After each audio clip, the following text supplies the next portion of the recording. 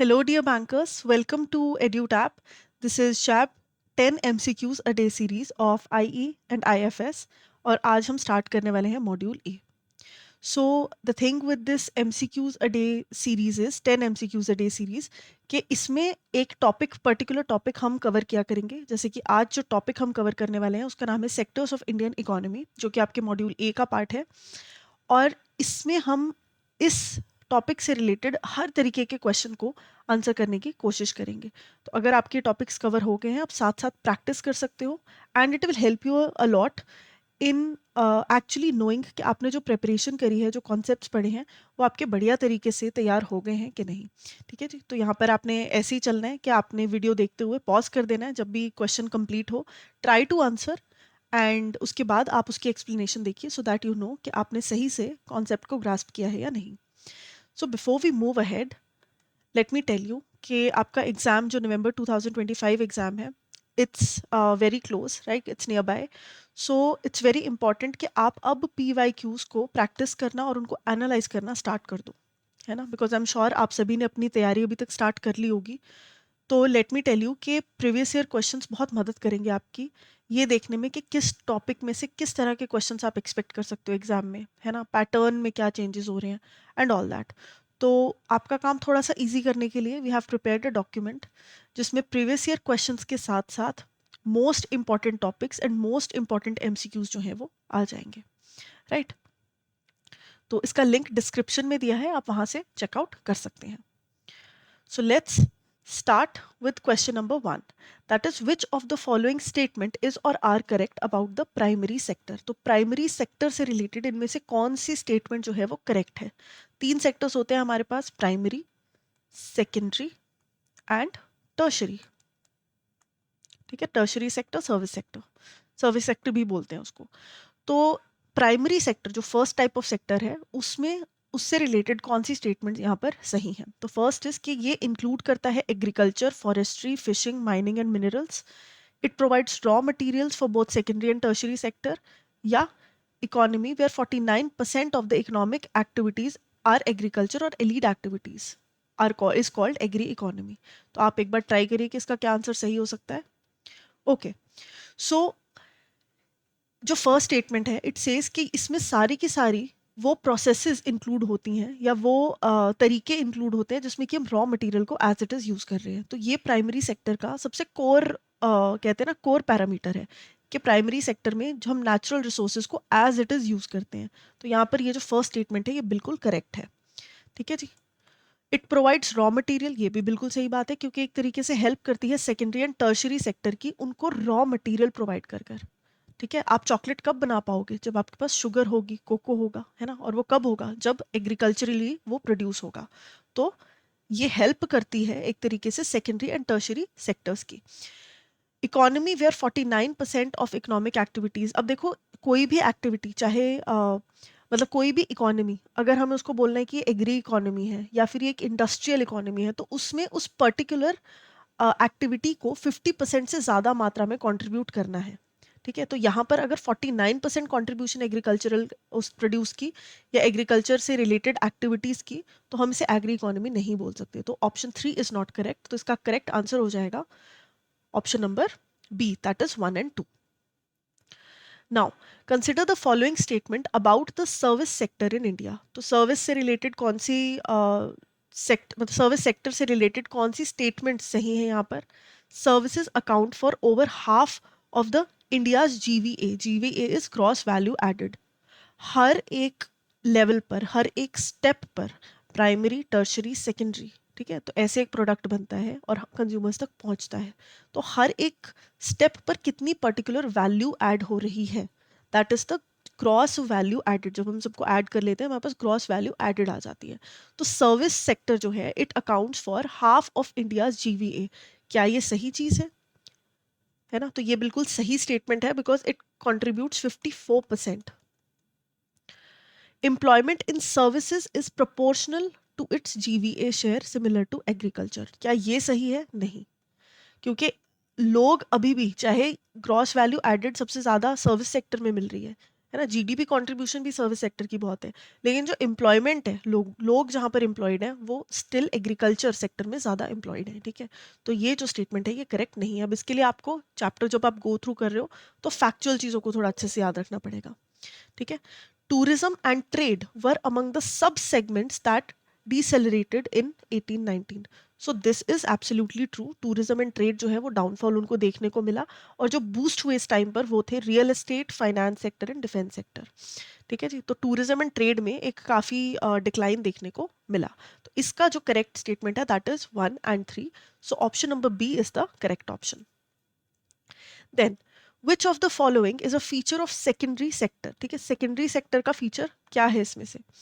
Transform goods into new forms with value addition, ये बिल्कुल सही बात है, क्योंकि प्राइमरी सेक्टर आपको नेचुरल रिसोर्सेज को एज इट इज फेच करना, उन्हें यूज करना सिखाता है। सेकेंडरी सेक्टर कोई भी वो एक्टिविटी करता है जिसमें कि रॉ मटेरियल कन्वर्ट किया जाए फाइनल प्रोडक्ट में, ठीक है जी। तो ये ट्रांसफॉर्म करता है गुड्स को into new forms with value addition, तो ये बिल्कुल सही बात है। Also called the industrial and manufacturing sector, ये भी बिल्कुल सही बात है, क्योंकि ये इसके सिनोनिम्स है जो यूज़ कर सकते हैं हम सेकेंडरी सेक्टर के लिए, क्योंकि यहाँ मैन्युफैक्चरिंग का, इंडस्ट्रियलाइजेशन का ये सारा काम होता है। फैक्ट्रीज में क्या होता है, यही होता है ना, गुड्स प्रोड्यूस होते हैं, वो अपनी फॉर्म चेंज करते हैं, रॉ मटेरियल से या नेचुरल रिसोर्स से वो एक रिफाइंड फॉर्म में जाते हैं। थर्ड है direct use of natural resources without processing, so this is the feature of primary या एग्रीकल्चर सेक्टर, तो इसीलिए ये सही नहीं है। तो इस क्वेश्चन का जो करेक्ट आंसर है that is option number A. Match the following revolutions with their fields, ठीक है। तो अपनी अपनी इंडिविजुअल फील्ड से हमको याद रखना है कि कौन से रेवोल्यूशन जो है वो अटैच्ड है। तो यहाँ पर 4 ऑप्शंस दिए हैं, pink revolution, black, blue and grey. तो you try to answer. Okay, so pink revolution जो है it is related to what? It is related to pharmaceutical, prawn and एक और चीज होती है इसमें, अनियन, है ना। तो pink revolution is related to to, black revolution is related to petroleum, ठीक है। ब्लू रेवोल्यूशन नाम से ही पता चल रहा है, फिश एंड एक्वा, ठीक है, पानी से रिलेटेड है। And grey revolution is related to fertilisers. लेकिन मैम ये तो याद ही करना पड़ेगा एज इट इज़, है ना। बिल्कुल, इसको याद ही करना पड़ेगा, और इसको याद करने का एक तरीका भी है मेरे पास, कि आप ना विजुअलाइज करो पेट्रोलियम ब्लैक कलर का, बिल्कुल जेट ब्लैक कलर का विजुअलाइज करो। तो कल को जैसे ही ब्लैक रेवोल्यूशन आएगा आपके दिमाग में काले रंग का पेट्रोल जो है, बिल्कुल कहते हैं ना बिल्कुल डार्क ब्लैक। और यूजुअल चीज़ इमेजिन नहीं करनी, कुछ अनयूजुअल इमेजिन करो, जो याद रखने में, जो आपकी मेमोरी में एक अलग सी छाप छोड़ जाए, तो फिर आप एग्जाम में कंफ्यूज नहीं होगे, ठीक है। आप गाड़ी में पेट्रोल भरवाने गए और काले रंग का जेट ब्लैक कलर का पेट्रोल उसमें से निकल रहा था, so black revolution is related to petroleum. Pink, एक पिंक कलर की बड़ी चमकीली सी प्लेट है, उस पर एक तो पड़ा है कैप्सूल, एक पड़ा है जी प्रॉन, और एक पड़ा है अनियन, ठीक है। और ये तीनों चीज़ें पिंक कलर की है, तो पिंक रेवोल्यूशन से रिलेटेड ये हैं। सिमिलरली आप जा रहे हो कहीं और आपने देखा एक बहुत बड़ा सा विंडमिल है, विंडमिल समझते हो ना, अभी मैंने ज़्यादा पंख बना दिए हैं बट या विंडमिल, और उसके ऊपर एक लेदर का बैग टंगा हुआ है उसके एक पंख के ऊपर, ठीक है, लेदर का बैग, और उसके अंदर डली है एक चॉकलेट, और आपको ये तीनों चीज़ें दिख रही हैं। और जैसे ही आपने देखा कि यार ये तीनों चीज़ें तो ब्राउन कलर की हैं, ऊपर से डायमंड्स की बरसात हो गई, ठीक है जी, ये विजुअलाइज करो। तो अब इससे आपने ब्राउन रेवोल्यूशन जो है वो सीख लिया। कैसे सीखा? Because brown revolution is about non conventional energy, ठीक है, जो रिन्यूएबल एनर्जी है, that is wind mill, solar energy, hydra energy and all that. Bag जो लेदर का था, है ना, वो ब्राउन कलर का है, ठीक है, और चॉकलेट जो है दैट इज कोको। तो ब्राउन रेवोल्यूशन में क्या आ गया? आपकी non conventional energy, leather and cocoa, ये तीन है रिलेटेड टू ब्राउन रेवोल्यूशन। अब जो डायमंड की बरसात हुई थी वो क्यों हुई थी डायमंड की बरसात? Because Hiralal Chaudhary was the founder of this revolution, ठीक है, हीरालाल दैट इज डायमंड। तो ऐसे करके आप याद रख सकते हो, बड़ी अलग टेक्निक है ये, but I can assure you कि आपको एग्जाम में बहुत हेल्प करने वाली है, ठीक है। कहीं पे लगे कि ज़्यादा इन्फॉर्मेशन याद करनी है, ऐसे इमेजिनेशन से कुछ कुछ सोच लो और फिर वो याद रह जाता है। Blue is very easy, fish and aqua, and grey is fertilisers, because fertilisers का कलर ही ग्रे ग्रेइश ब्राउन टाइप्स होता है, ठीक है। तो ये आपको ऐसे याद रह जाएगा। तो इसका जो करेक्ट आंसर है that will be option number A. So which of the following are part of the quaternary sector?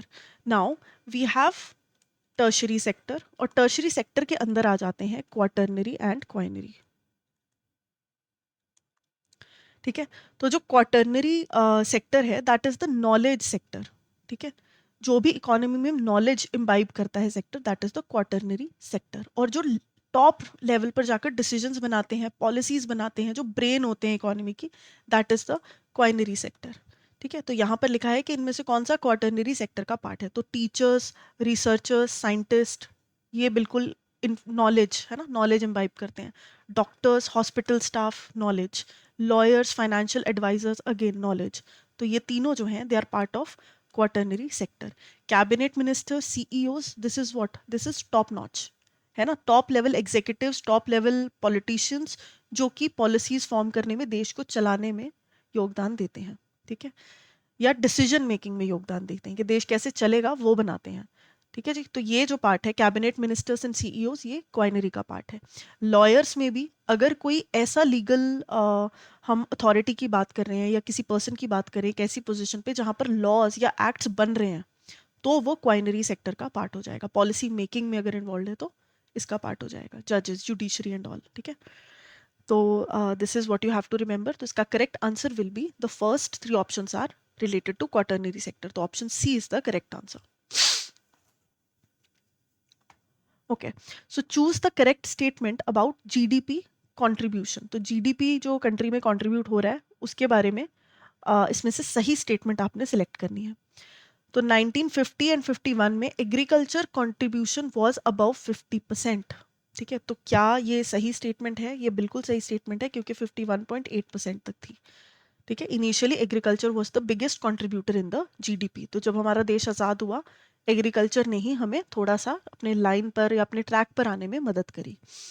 Bye 21-22 industry share was higher than services. Is it true? नहीं, ये सही नहीं है क्योंकि इंडस्ट्री का शेयर था around 2.6% जबकि सर्विसेज का शेयर था 82.8% के करीब. ठीक है, तो ये जो स्टेटमेंट है करेक्ट नहीं है. इसके लिए अगेन आपको फैक्ट्स एंड नंबर्स याद करने पड़ेंगे. जब भी आप चैप्टर पढ़ रहे हो उसके नोट्स अगर आपने बनाए हैं या अगर आप हमारे ही स्टूडेंट हो और आपको उसके नोट्स मिले हुए हैं तो just go through it once, twice, thrice and then you will be able to answer better. Service sector today contributes above 50%. Is this true? Yes, this is absolutely true. 54.46 है ना, इस अराउंड इतना के percent ये contribute करता है. तो इसका जो करेक्ट आंसर है that will be option number B. That is 1 and 3 are correct, 2 is not correct. Which of the following indicators best proves disguised unemployment in agriculture? अब ना disguised unemployment का concept समझते हैं पहले क्या होता है. आपको बोला गया कि आपने लोन डिपार्टमेंट संभालना है अपने बैंक का. ठीक है, you are working in a bank और आपको बोला कि लोन डिपार्टमेंट संभालना है. On an average let's say एक मैनेजर, दो क्लरिकल स्टाफ है ना, और एक दो और आप लगा लो, 5 लोगों की रिक्वायरमेंट है लेकिन अलॉट हो गए 20 लोग. तो 20 लोग वो सेम काम कर रहे हैं जो कि 5 लोग कर सकते थे. ठीक है, तो एग्रीकल्चर में मतलब कि एक मान लो एरिया ऑफ लैंड है जिसको कल्टीवेट करने के लिए सिर्फ 5 या 6 लोगों की ज़रूरत है लेकिन वहाँ पर लोग लगे हुए हैं कितने, 20-25. तो इसको क्या बोलेंगे? इसको बोलेंगे डिस्गाइज्ड अनएम्प्लॉयमेंट. ठीक है, when a sector absorbs more people जिसकी उसको ज़रूरत नहीं है, ठीक है, to produce a very small share of output, that is called disguised unemployment. तो इसमें से आपको वो स्टेटमेंट सिलेक्ट करनी है जो कि इसका मीनिंग जो एग्रीकल्चर से रिलेटेड है वो बेस्ट स्पेसिफाई करे. तो एक बार पढ़ लेते हैं ऑप्शंस क्या है. Agriculture employees 54% of labour but contributes 18% of GDP. Now this is something that exactly defines disguised unemployment. ठीक है, तो ऑप्शन ए जो है करेक्ट है. फिर भी एक बार पढ़ लेते हैं बाकी सारे.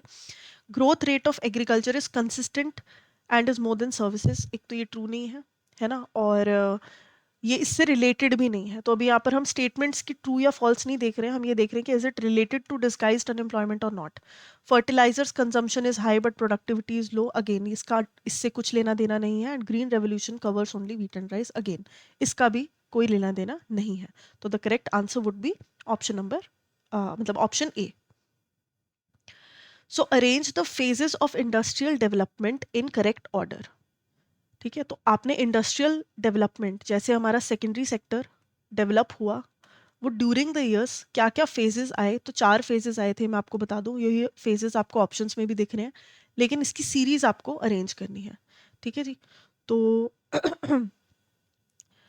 द जो स्टार्ट है ना इसकी 1951 से 65 तक हुई, and that was the foundation period. ठीक है, इंडस्ट्रियल फाउंडेशन पीरियड, जहाँ पर प्लानिंग हुई, इंडस्ट्री सेटअप हुई, उन्होंने चलना स्टार्ट किया है ना। फिर उसके बाद 1965 से लेकर 80 तक का जो है वो आया एक स्टेगनेशन का पीरियड। ठीक है, जिसको इंडस्ट्रियल फॉल भी बोलते हैं। फिर उसके बाद 1980 से 91 तक आई रिकवरी का पीरियड, जब थोड़ा सा दोबारा से इंडस्ट्रियल सेक्टर ने अपना फॉर्म पकड़ना स्टार्ट किया। तो recovery, this period of industrial recovery. And then we have 1991 and onwards. इसमें आए आपके बहुत सारे रिफॉर्म्स। 91 में तो पूरी कंट्री में ही रिफॉर्म्स देखने को मिले हैं ना। एलपीजी रिफॉर्म्स, एलपीजी क्या था? Liberalisation, privatisation and globalisation. तो जब लिबरलाइजेशन हुई तो क्या हुआ? जो लाइसेंसिंग राज था, इतनी ज़्यादा आपको अगर बिजनेस चलाना है, इंडस्ट्री सेटअप करनी है, you had to take a lot of permissions. लेकिन जब रिफॉर्म्स हुए तो वो परमिशन सारी हट गई। तो 91 के बाद तो बहुत सारी एरियाज के लिए, बहुत सारे सेक्टर्स के लिए गोल्डन पीरियड स्टार्ट हो गया था, right. In terms of operational flexibility, तो ये जो 91 के बाद का पीरियड है ये था रिफॉर्म का पीरियड। तो इसका जो करेक्ट ऑर्डर है उसको याद करने के लिए क्या करेंगे, आपने याद रखना है FFRR। ठीक है जी, foundation, fall, recovery and reform. ठीक है, तो इसका करेक्ट ऑप्शन जो है it will be option number A. Then we have organised versus unorganised sector, which is true. तो दो तरीके के सेक्टर्स होते हैं हमारे पास। ठीक है, बाइफरकेशन जब हम इकोनॉमिक सेक्टर्स की करें, वो 3-4 बेसिस पर हो सकती हैं। एक बेसिस अगर इकोनॉमिक एक्टिविटी की बात करूं तो उसमें प्राइमरी, सेकेंडरी, टर्शरी सेक्टर के बेसिस पर आप डिफाइन कर सकते हो। अगर on the basis of terms of employment की बात करूं कि भाई तुम्हारे टर्म्स ऑफ एम्प्लॉयमेंट कैसे हैं, जिसमें भी लोग एम्प्लॉयड है, क्योंकि हर एक सेक्टर में ह्यूमन रिसोर्स तो एम्प्लॉय होगा ना। तो on the basis of employment की नेचर क्या है, दो चीज़ों में आप डिवाइड कर सकते हो, या तो ऑर्गेनाइज सेक्टर हो सकता है या अनऑर्गेनाइज सेक्टर हो सकता है। ऑर्गेनाइज सेक्टर जो है उसकी जॉब सिक्योरिटी, फिक्स्ड वेजेस, उसके हर एक रूल्स नॉर्म्स डिफाइंड होते हैं, उसमें कुछ भी अनप्रिडिक्टेबल नहीं होता। ठीक है, जो सैलरीड एम्प्लॉयज हैं they are part of organised sector. Unorganised क्या होता है? एग्रीकल्चर, डेली वेजेस, कुछ नहीं पता, ना ग्रोथ का पता है, ना ये पता है कि साल में एनुअल इनकम कितनी जनरेट हो जाएगी, है ना, कुछ डिफाइंड नहीं है, प्रमोशन का स्कोप नहीं है। That is what unorganised sector. तो जो हाउस हेल्प्स,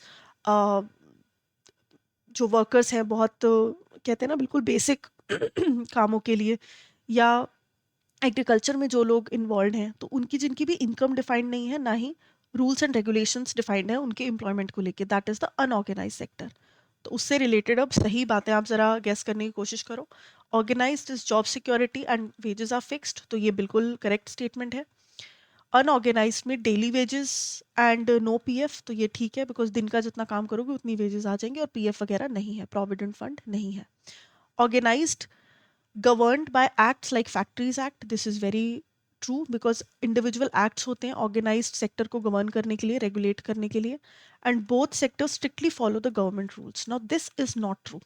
ठीक है, तो दोनों सेक्टर्स इक्वली गवर्नमेंट के रूल्स फॉलो नहीं करते। क्यों नहीं करते? क्योंकि अनऑर्गेनाइज सेक्टर के लिए एज सच कोई खास रूल्स हैं ही नहीं। ठीक है जी, तो इसका जो करेक्ट आंसर हो जाएगा that will be the above 3, 1, 2 and 3। Sunrise sectors in India include all except, तो अगेन अब on the basis of potential, potential के बेसिस पे कि कौन सा सेक्टर कितना अच्छा परफॉर्म कर सकता है, दो बाइफिकेशंस होती हैं। एक होता है सनसेट, एक होता है सनराइज। यहाँ पर सनराइज सेक्टर की बात करी हुई है। सनसेट नाम से ही पता चल रहा है कि सूरज ढल रहा है। तो जब सूरज ढलता है तो क्या होता है? होप्स खत्म हो जाती हैं, है ना। तो वो वाले सेक्टर, सीडीज हो गई आपकी, है ना, कैसेट्स, वो पुराने टाइप की वीडियो गेम्स जो हम खेलते थे अपने ज़माने में, है ना, तो वो सब क्या है? They are part of sunset sector. Why? Because they are absolutely exhausted. अब उसमें कोई टेक्नोलॉजिकल एडवांसमेंट नहीं है, और वो एरिया अब कहीं ना कहीं एग्जॉस्ट हो चुका है, तो इन्वेस्टर्स भी उसमें पैसा डालने के लिए इंटरेस्टेड नहीं है। To the opposite we have sunrise sector, जो कि बहुत ज़्यादा ग्रोथ पोटेंशियल के साथ आता है, अभी बहुत अंडर वैल्यूड है, अभी उसकी पोटेंशियल एक्सप्लोर होनी है। लेकिन लोग बहुत होपफुल हैं, इन्वेस्टर्स इनको बहुत ईजिली मिल जाते हैं और फ्यूचर के लिए बहुत रेलेवेंट सेक्टर्स हैं ये, ठीक है। तो अच्छी सारी के सारे इनके फीचर्स हैं। तो फिनटेक जो है, क्या ये सनराइज का पार्ट है? बिल्कुल सनराइज का पार्ट है, डेफिनेटली। पेटीएम, फोन पे, जो भी डिजिटलाइजेशन हो रही है ना, आपको बैंक्स नहीं जाना पड़ता, घर पे बैठे बैठे सारे काम हो जाते हैं। फिनटेक, टेक फिन्स है ना, तो ये सारे सनराइज सेक्टर का पार्ट है। ग्रीन एनर्जी सनराइज सेक्टर का पार्ट है, बिल्कुल, है ना, क्योंकि अब हमें अपने रिसोर्सेज को बचाने की बहुत आवश्यकता है। तो ये ऑफ कोर्स फ्यूचर की सस्टेनेबल डेवलपमेंट में बहुत ज़्यादा मदद करेंगे। Petroleum refining, now this is something, petroleum refining, है ना, तो ये एक ऐसा सेक्टर है जो कि मेच्योरिटी पे चल रहा है, ये कोई अभी उत्पन्न हुआ हुआ सेक्टर नहीं है ना, या इसमें कोई बहुत ज़्यादा ग्रोथ का प्रोस्पेक्ट नहीं है, इसमें स्टेबलाइजेशन एंड मेच्योरिटी जो है लगभग वो आ चुकी है।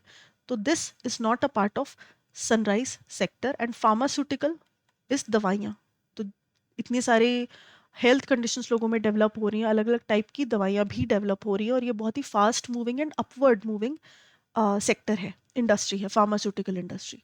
तो ये भी कहीं ना कहीं सनराइज सेक्टर का पार्ट है। तो इसमें कौन सा ऑप्शन है जो करेक्ट नहीं है या रिलेटेड टू सनराइज सेक्टर नहीं है? That is option number C. तो petroleum refining is the answer. So with this we have successfully completed 10 MCQs आपके आज के। और इसके साथ ही अब अगर आपको कोई कोर्सेज एक्सप्लोर करने हैं ताकि आपको एक स्ट्रक्चर्ड तरीके से तैयारी करने में मदद मिल सके, तो लेट मी टेल यू, आपने edutap.in पर जाना है और यहाँ पर कोर्सेज पे जाके आपने जैब के कोर्सेज सिलेक्ट करने हैं, ठीक है जी। तो आपको यहाँ पर बहुत सारे ऑप्शंस दिख जाएंगे कोर्सेज में। So we have a master course for you, जिसमें कि आपको ऑल इंक्लूसिव प्रिपरेशन कराई जाएगी, कॉन्सेप्ट क्लासेस दी जाएंगे जो कि रिकॉर्डेड सेशंस है, तो आप अपनी कन्वीनियंस पे देख सकते हो। At the same time live classes होंगे एग्जाम से पहले रिविजन के लिए, कॉन्सेप्ट नोट्स होंगे, मॉक टेस्ट होंगे एंड ब्रोशर है। जो भी इन्फॉर्मेशन आपको चाहिए वो ब्रोशर से आप देख सकते हो। क्या यही कोर्स एक अवेलेबल है? नहीं, यहाँ पर आप जाओगे तो आपको टेस्ट सीरीज मिल जाएंगी। अगर आपको लगता है आपकी प्रिपरेशन हो गई है, now you just want to practise, तो ये टेस्ट सीरीज आपके लिए बहुत रेलेवेंट है। एंड इंडिविजुअल कंपोनेंट को टारगेट करने के लिए भी मास्टर कोर्स जो है इंडिविजुअल कंपोनेंट के वो अवेलेबल है। एएफएम की तैयारी करनी है, सिर्फ पीपीबी की करनी है, आईई एंड आईएफएस की करनी है, तो वो भी मिल जाएगा।